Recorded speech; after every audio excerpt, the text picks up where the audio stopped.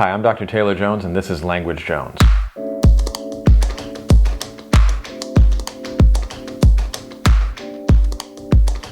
So today I want to take a quick look at an interesting phenomenon in Persian.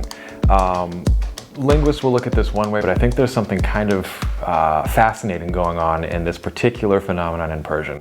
So Persian has a politeness distinction, as many languages do. It's usually called a TV distinction after tu and vous in French.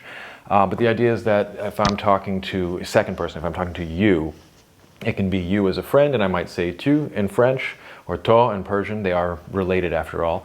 And I might say vous in French if it's formal, like you're my boss, or if there are more than one of you. In Persian, it would be shoma. Now, Persian has that distinction, but it also has this sort of colloquial versus more formal, educated way of saying things, where the verb endings are different but related.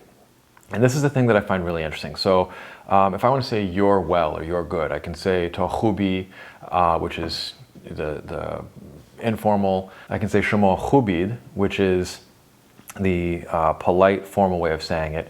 And if I say they're good, I can say, ono khuband.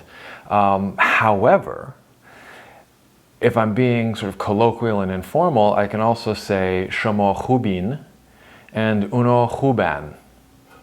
So the interesting thing here, and you can test this out with your own mouth, is that the D and the N in eid and een, your tongue does the same thing, right? It goes to the same place in the mouth. You create a closure with the tip of the tongue and the top of the mouth.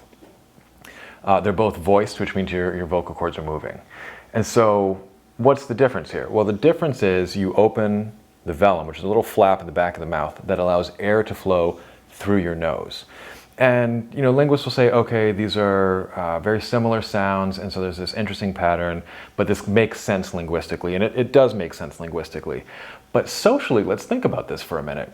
The difference between being formal and sort of informal and colloquial, formal and polite, informal and colloquial, is whether or not you let a little flap in the back of your mouth let air flow through your nose. What? It's actually not that uncommon as far as ways that languages do things. But if you stop and think about it, I can indicate formality to you by stopping the air in my nose. That's so weird, right? Anyway, hopefully for those of you who are learning Persian, this little observation that they're very, very closely related sounds should be helpful. And for everybody else, we can just think for a minute, this is not an unusual thing. Persian is not weird in this regard.